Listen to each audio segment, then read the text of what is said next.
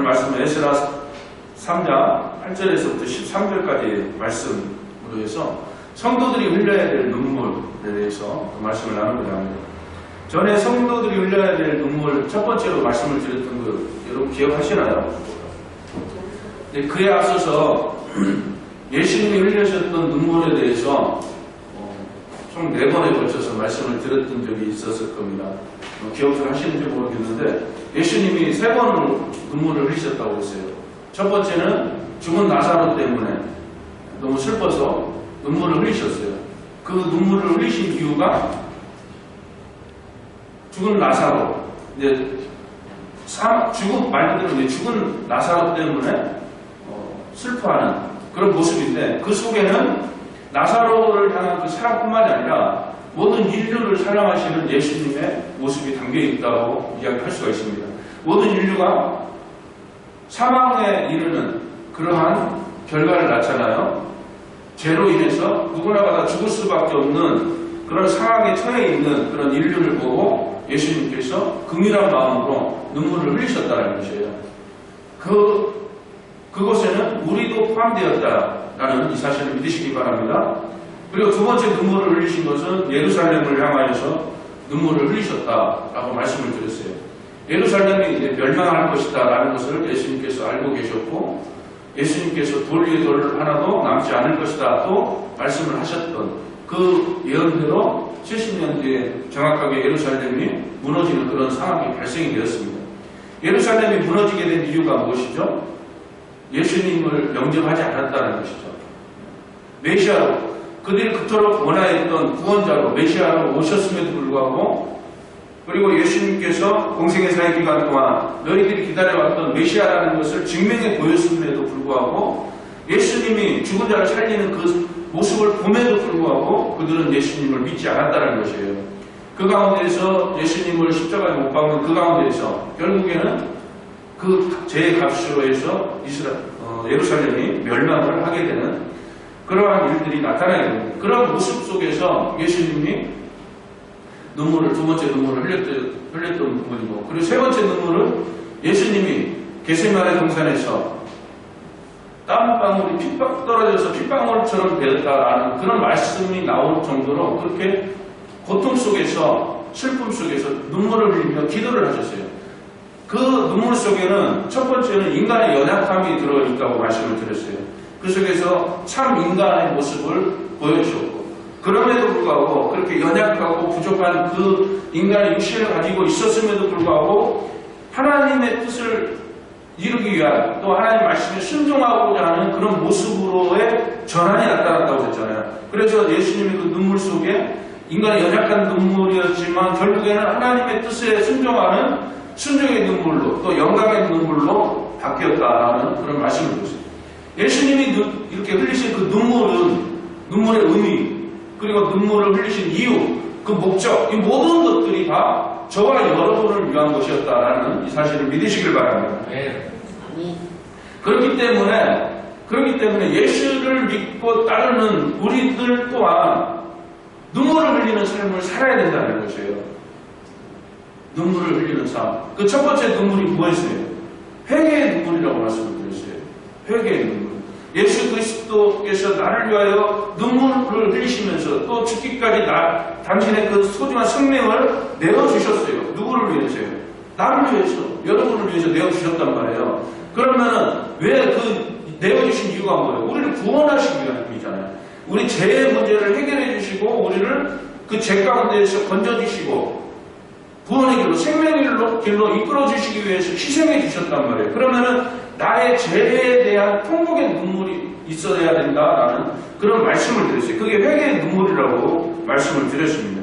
그리고 두 번째 눈물은 오늘 말씀드리는 눈물이에요. 바로 감사의 눈물입니다. 그리고 기쁨의 눈물이에요. 감사의 눈물, 기쁨의 눈물을 성도들은 반드시 흘려야 된다라는 그런 말씀을 드리고자 합니다. 오늘 본문 말씀은 이제 에스라와 성전 건축에 대한 이야기입니다. 이스라엘 백성들이 바벨론으로 포로로 잡혀갔어요. 포로 생활을 끝내고 70년이라는 포로 생활을 끝내고 본국으로 다시 돌아와서 성전을 건축하고자 하는 그런 상황에 대한 내용의 말씀입니다.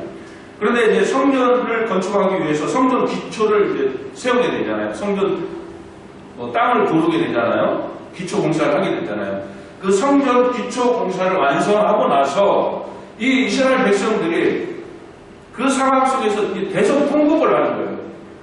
그리고 너무 기뻐하는 거예요. 왜 이들이 그렇게 대성통곡을 하고 왜 이들이 기뻐했을까요? 거기에는 세 가지 이유가 있습니다. 첫 번째는 언약을 이루시는 하나님을 향해서 눈물을 흘리며 기뻐하였어요. 약속을 지키시는 하나님. 하나님께서 약속하신 것은 무엇인가요? 연약하고 별 볼 일 없는 이스라엘 민족을 택하시고 가장 위대한 민족으로 세우시겠다고 약속을 하셨어요. 그리고 아브라함의 이스라엘의 조상이 아브라함이지 않습니까? 아브라함의 씨를 통하여서 또 다윗의 씨를 통하여서 메시아가 나올 것이다라는 것을 하나님께서 약속을 하셨어요. 결코 이스라엘 백성을 외면하지 않겠다. 그런데 이스라엘 백성들이 아주 거대한 민족이었나요? 아니에요. 강한 민족이었나요? 아니에요. 부유한 민족이었나요? 아니에요. 너무나도 연약한 민족이었어요. 수도 너무나도 작은 민족이었어요. 싸움도 못하는 민족이었어요. 싸움을 해도 막대기 가지고 싸웠어요. 적은 칼과 방패를 가지고 철갑옷을 입고 싸웠지만 양치는 그 목병들로 구성되어 있는 이스라엘은 나무 막대기를 가지고 싸웠단 말이에요. 하나님을 의지해서 싸웠던 것이에요. 너무나도 연약하고 별 볼 일 없는 그들을 하나님께서 택하셨다는 것이에요. 그 은혜로 말미암아 그들이 북북한 그런 나라가 될 수 있었다는 것이죠. 어쨌든 이 이스라엘 민족을 택하기로 약속을 하셨어요. 그 약속을 하나님께서 이루셨어요. 그 약속을 이루시는 그 하나님을 바라보면서 이스라엘 백성들이 대성통곡을 하며 기뻐하였다는 것입니다. 바벨론 포로에서 구원하신 하나님. 그 70년이라는 그 포로 생활이 얼마나 힘이 들었겠습니까? 자유도 없었습니다. 주권도 없었습니다. 그 모든 것을 상실한 채 그저 노예 생활로 그 포로의 생활에서 건짐을 받은 그 이스라엘 백성들이 성전 기초를 세우고 눈물을 흘리며 감사할 수 있었다는 것입니다. 그리고 두 번째는 성전 기초를 건축함으로 하나님께 기쁨이 될 것이다라는 것, 그리고 하나님이 함께 하실 것이다라는 그 생각 속에, 그 소망 속에서 이스라엘 백성들이 대성통곡을 하였고 기뻐할 수 있었다라는 것입니다. 그리고 세 번째는 지금은 성전 기초를 세웠지만 이제 성전이 완성되게 된다면 하나님께서 약속하신 대로 하나님이 임재하시는 그런 거룩한 처소가 될 것이고 그 속에서 하나님의 동행하심과 이스라엘 백성들에 대한 보호하심이 있을 것이다라는 이 희망과 이 소망 속에서 이스라엘 백성들은 대성통곡을 했다는 것이에요. 여러분 대성통곡이 뭔지 아세요? 우리 다들 알아요? 소리를 지르며 눈물을 흘리는 거예요. 우리 상가집에 가면 어떻습니까? 아이고 하면서 소리를 지르면서 땅을 치면서 통곡을 하지 않습니까? 이러한 심정으로 회개를 해야 된다고 그랬잖아요. 그런데 그것처럼 그러한 심정으로 감사를 해야 된다는 것이에요. 우리는 왜 이러한 이스라엘 백성들처럼 대성통곡을 하면서 기쁜 마음으로 감사를 해야 되는가? 첫 번째는 죄의 종로로 닿은 삶에서 해방되었기 때문에 우리는 눈물을 흘리며 감사를 해야 된다는 것이에요. 그러니까 이스라엘 백성들이 바벨론 포로 생활에서 벗어나서 이제 자유로운 몸이 되었어요. 해방되었단 말이에요. 하나님의 은혜로서. 우리도 마찬가지입니다. 하나님의 은혜로서 어둠의 삶에서, 어둠 속에서 헤매던 그 삶 속에서 이제 빛 가운데로 나오게 되었어요. 죄에 속해 있던 그 삶 속에서, 죄의 종로로 닿은 그 삶 속에서, 세상의 속에서 종로로 가면서 살아왔던 그 삶 속에서 벗어나 이제는 자유의 신분으로, 자유인의 신분으로 살아가고 있다는 것이에요. 이 사실을 믿으시기 바랍니다. 그렇기 때문에 우리는 감사할 수 있어야 되는 거예요. 그렇기 때문에 우리는 기뻐할 수 있어야 된다는 것이에요. 우리가 예수님을 몰랐을 때는 어땠습니까? 물론 어려서부터 부모 뱃속에서부터 신앙생활을 해왔던 분들도 계시겠지만 중간에 예수님을 만나신 분들도 계시잖아요. 어려서부터 신앙생활을 해왔던 사람들도 계속해서 자라나면서 그 아주 신실한 믿음을 계속 유지하면서 살아오진 않았을 거란 말이에요. 분명히 흔들리기도 했을 것이고 어려운 상황도 있었을 것입니다. 그러한 상황 속에서 예수님을 다시 영접했을 때 여러분 어떠신가요? 분명한 차이가 있습니다. 그 차이를 못 느끼신다면 느끼셔야 됩니다. 무엇으로 느껴야 될까요? 말씀과 기도로 느끼는 수밖에 없겠죠. 알게 해달라고 기도하는 수밖에 없겠죠. 그런데 분명한 차이가 있어요. 세상 속에서 살던 그런 모습하고 주 안에서 살고 있는 모습하고 분명한 차이가 있습니다. 그 속에는 자유와 평안과 기쁨이 있습니다. 이 사실을 믿으시길 바랍니다. 아멘. 두 번째는 예수 그리스도께서 우리에게 성전의 기초가 되어주셔요. 사도행전 4장 11절 말씀에 이 예수는 너희 건축자들의 버린 돌로서 진 모퉁이에 머릿돌이 되었느니라 라고 말씀을 합니다. 머릿돌은 건물을 세우기 전에 기초를 놓는 돌을 이야기합니다. 주춧돌을 이야기하죠. 즉 이스라엘 백성들이 바벨론 포로 생활을 마치고 본국으로 돌아와서 성전 기초를 세운 것처럼 예수 그리스도께서 우리 가운데 거하시며 내 안에 성전의 그 터가 되어주신다는 것이에요. 성전을 세우는 그 주춧돌, 머릿돌이 되어주신다는 것입니다. 예수 그리스도를 통하여서 나의 모든 죄와 허물과 부끄러움 이 모든 것들이 해결이 되었어요. 그 죄의 문제를 해결하여 주셨어요.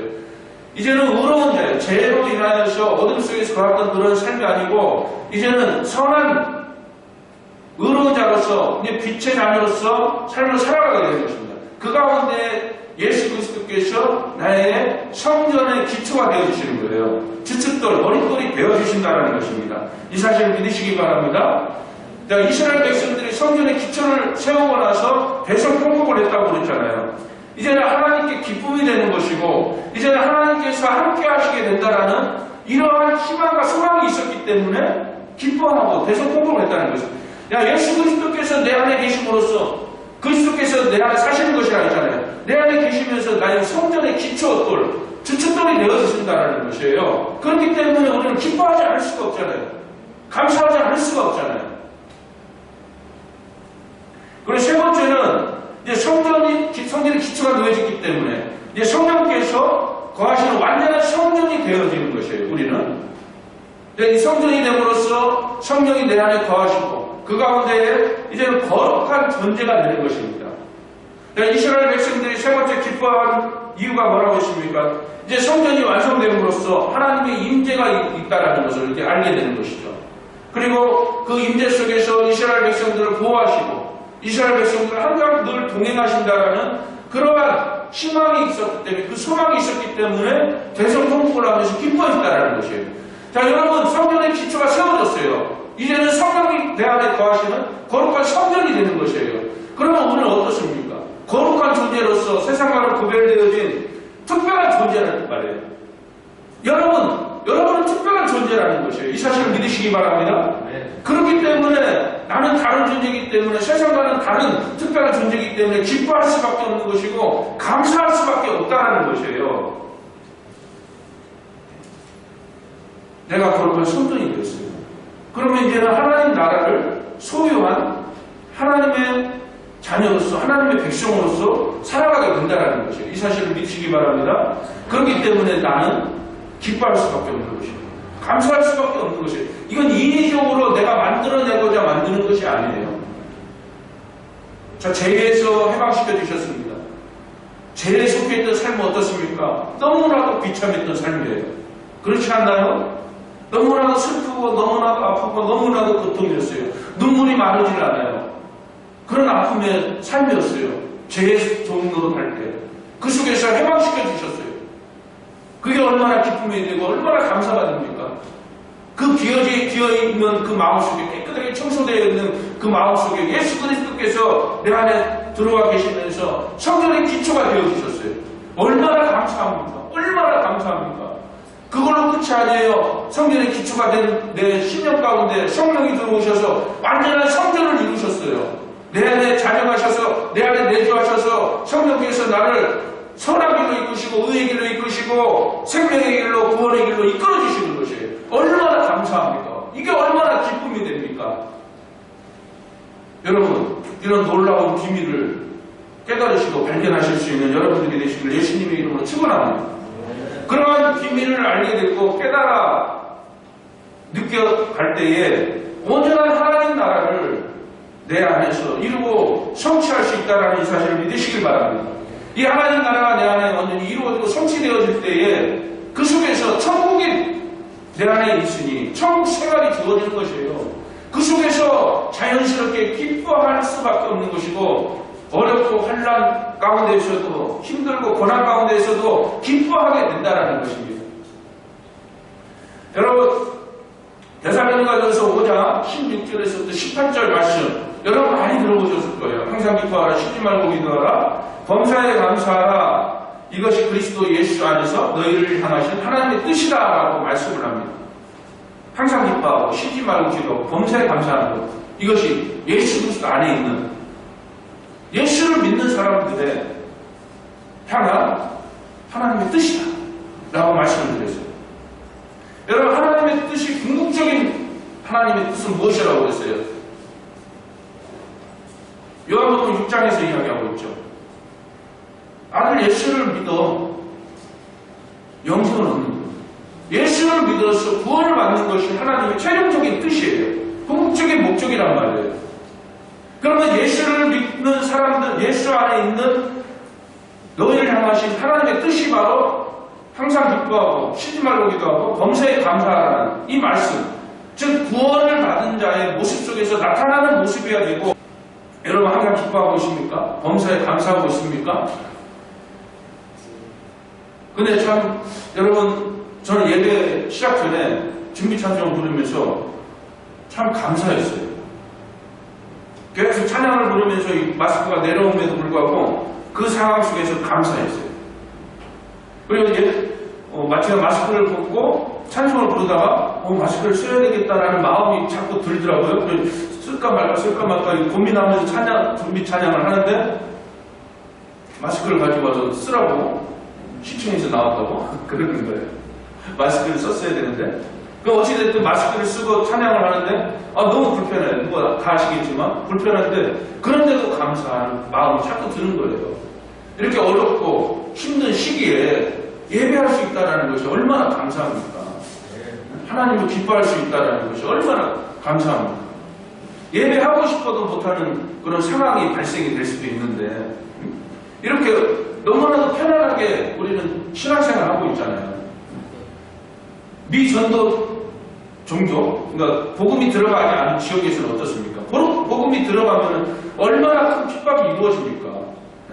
우리나라 초기에 복음이 들어올 때 너무나도 핍박이 심했잖아요. 선교사들이 많이 죽어나갔어요. 믿는다고 하면은, 예수 믿는다고 하면 저 예수쟁이라고 하면서 손가락질하면서 얼마나 핍박을 했습니까? 돌을 던지고 폭력이 일어나고 예수 믿는다는 그 이유 하나 때문에.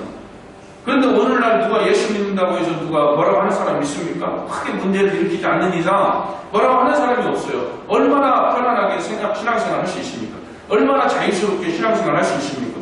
이렇게 기쁨이 넘치고 감사할 수 있는 이 조건 속에서 우리가 더 하나님을 기뻐하고 더 하나님께 감사하는 그런 삶을 살아야 될 것입니다. 로마서 1장 14절에 내가 빚진 자다라고 바울 사도가 고백을 합니다. 우리는 모두가 다 빚진 자들이에요. 무엇에 빚진 자들입니까? 구원에 빚진 자들이에요. 누구에게 빚졌습니까? 하나님에게 빚졌잖아요. 하나님께서는 값없이 우리를 구원하여 주셨다고 하지만 하나님 편에서는 가장 소중한 것을 우리에게 주셨어요. 그 무엇과도 비교할 수 없는 당신의 아들 예수 그리스도를, 독생자 되신 예수 그리스도를 우리를 위해서 내어주셨단 말이에요. 우리의 죄값을 치르시기 위하여서.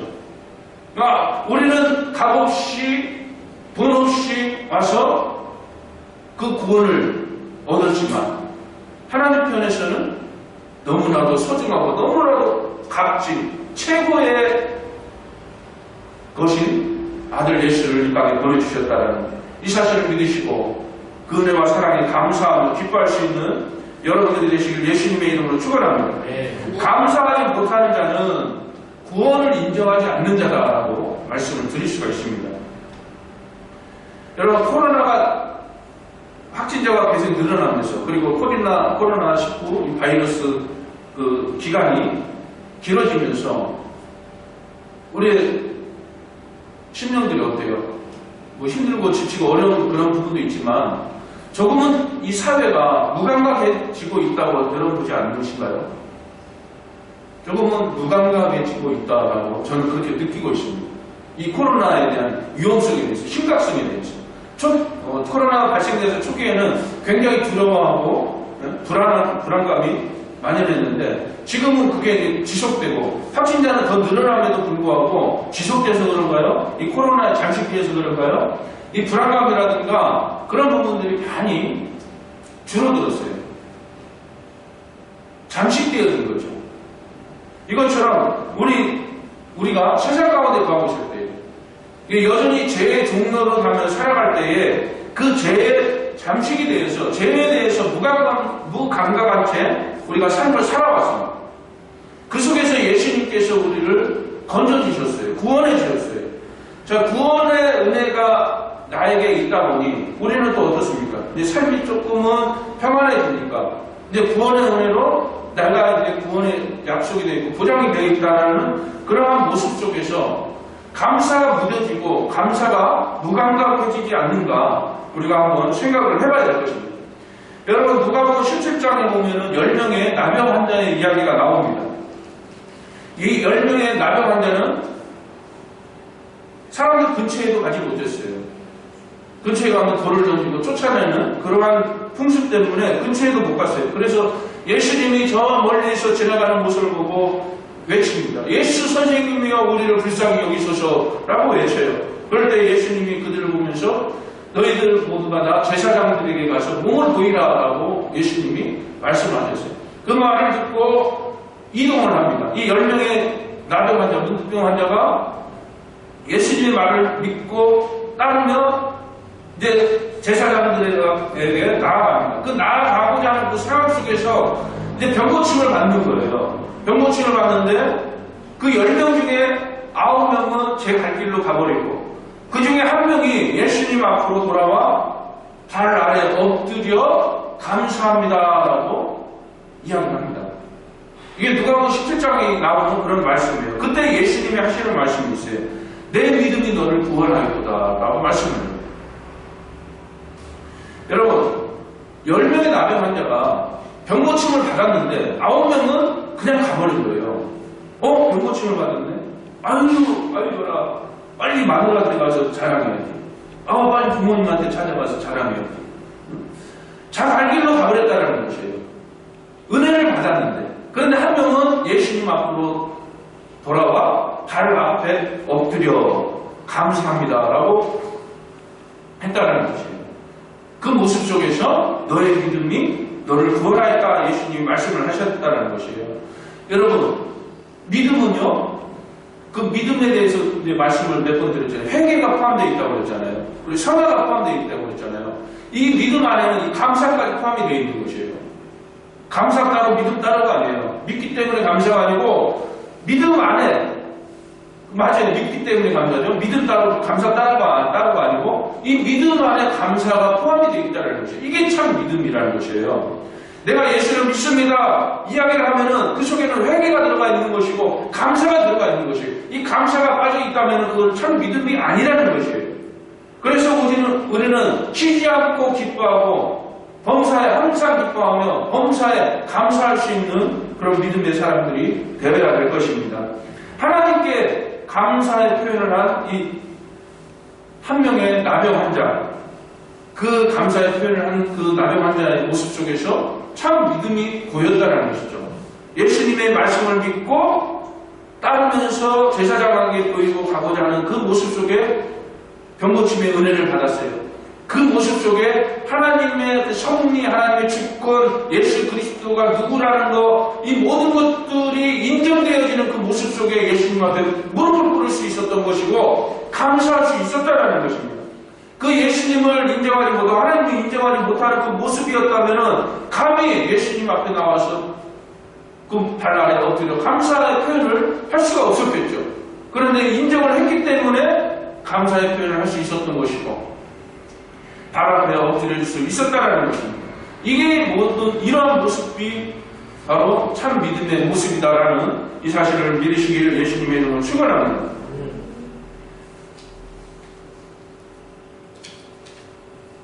여러분, 감사가 넘치면은 눈물이 나와요. 감정이 격해지면 어떻습니까? 눈물이 나오잖아요. 기쁠 때도 이 감정이 격해지면 어때요? 기쁘면 눈물이 나와요. 슬플 때는 당연히 나오죠. 이것처럼 감정이 격해지면 눈물이 나오는데, 눈물이 메마르게 된다는 것은 은혜가 메마르게 된다는 것입니다. 은혜가 메말랐기 때문에 이 눈물이 같이 메마르게 된다는 것입니다. 이 은혜가, 하나님의 주신 그 은혜가 가슴 벅차도록 느껴지고, 이 은혜가 이 안에서 충만하게 넘쳐난다면은 이 은혜로 인한 기쁨의 눈물, 감사의 눈물이 나올 수밖에 없다는 것입니다. 이 하나님의 은혜를 잊지 않는 여러분들이 되시길 바랍니다. 또 은혜에 감동하고 감격할 수 있는 여러분들이 되시길 예수님의 이름으로 축원합니다. 여러분, 감사가 주는 유익이 있어요. 감사할 때 나에게 주어지는 유익. 첫 번째는 더더욱 은혜가 넘쳐납니다. 고린도후서 4장 15절 말씀에 많은 사람의 감사로 말미암아 은혜가 더하여 넘쳐서 하나님께 영광을 돌리게 하려 함이라. 감사로 말미암아 은혜가 더하여 넘친다라고 말씀을 해요. 자, 감사할 때에 은혜가 더더욱 넘친다는 것이에요. 은혜 위에 은혜를 더하신다라고 말씀을 했어요. 감사 위에 감사가 더해지는 것이에요. 감사할 때에 이 감사할 수 있는 조건들이, 환경들이 더더욱 주어진다는 것이에요. 감사하지 않는데 어떻게 감사할 수 있는 환경들이 주어지겠습니까? 자, 두 번째는 감사할 때 주어지는 유익. 두 번째는 삶이 윤택해집니다. 삶이 윤택해집니다. 빌립보서 4장 6절과 7절 말씀 제가 읽어보겠습니다. 아무것도 염려하지 말고 다만 모든 일에 기도와 간구로 너희 구할 것을 감사함으로 하나님께 아뢰라. 그리하면 모든 지각에 뛰어난 하나님의 평강이 그리스도 예수 안에서 너희 마음과 생각을 지키시리라. 염려하지 말고 모든 일에 기도하고 간구해라. 구해라. 그것을 감사함으로 해라. 말씀하고 있습니다. 감사함으로. 그럴 때 어떻게 한다고요? 하나님의 평강이 감사함으로 기도하고 감사함으로 구하고 그럴 때 하나님 주시는 평강이 넘쳐난다는 것이에요. 이 평강을 소유할 수 있기 바랍니다. 이 평강, 그리고 마음과 생각을 지키신다. 여러분, 우리의 마음과 생각을 지켜주신다는 것이에요. 우리가 선한 길로 들어와 있어요. 예수 그리스도의 은혜로 이 선한 길에 들어와 있는 우리의 이 심령을 구원으로 이끌어갈 수 있도록, 구원의 결과를 얻을 수 있도록 우리를 지켜주신다는 것이에요. 즉, 악의 길로 나가지 않고 의의 길에 서게 하고 악은 어떤 모양이라도 버리라는 그 말씀대로 이끌어주신다는 것이에요. 여러분, 이게 가장 소중한 거예요. 내 마음을 지키고 생각을 지키는 거로 해가지고 나에게 돈이 주어진다? 아니에요. 돈이 중요한 게 아니에요. 돈은 두 번째 문제고, 내 구원을 이루어갈 수 있게끔 이끌어주신다는 것이에요. 이게 얼마나 은혜가 됩니까? 얼마나 기쁨입니까? 내가 구원받지 못한다면 의미가 없는 것이에요. 내가 천억을 소유한다고 해도 내가 구원받지 못하면 의미가 없는 것이에요. 내가 대통령이 되고 내가 구원받지 못한다면 의미가 없다라는 것이에요. 이 삶이 윤택해진다는 것, 내가 구원의 완성을 이루어간다는 그 속에서 하나님께서 약속하셨어요. 이스라엘 백성들이 하나님의 그 언약을 이루시는 그 하나님의 모습을 보고 대성통곡을 했다고 했잖아요. 우리도 하나님께서 약속을 이루어 가시는 그 모습을 보고 대성통곡을 할 수 있어야 돼요. 하나님께서 약속하신 건 뭐예요? 우리에게 구원을 보장하셨는데 이 구원의 완성이 이루어지는 그 속에서 염려하지 말라고 그랬잖아요. 먹이시고 입히시고 재우시는 이 모든 것들을 더하신다고 그랬어요. 구하지 아니한 것까지 더하신다고 그랬어요. 이 사실을 믿으시기 바랍니다. 네. 분명하게 하나님께서 약속을 하신 이 말씀들은 분명하게 이루어져요. 그래서 예수를 믿는 사람들은 복을 구하는 것이 아니라 세상 복을 구하는 것이 아니라 하나님 나라의 복을 구해야 되는 이유가 바로 거기 있는 것입니다. 여러분, 감사가 주는 유익 세 번째는 감사에 감사가 넘쳐나는 그런 삶을 살아갈 수가 있게 됩니다. 감사가 주는 일. 그러니까 감사가 더욱더 넘쳐나고 더욱더 감사할 일들이 벌어지게 된다는 것입니다. 여러분, 하나님을 경외하는 그 삶 속에서 또 변함없는 하나님을 향한 그 신앙 속에서 그의 삶이 더욱더 풍성해진다는 이 사실을 믿으시길 예수님의 이름으로 축원합니다. 그리고 실패 가운데에서도 결코 낙심하지 않는 그러한 삶을 살아갈 수 있다는 이 사실 또한 믿으시길 바랍니다. 여러분, 이거는 실화입니다. 2015년 4월에 네팔에 대지진이 일어났어요. 네팔이라는 나라에서 그때 8,000명이 넘는 사상자가 발생을 합니다.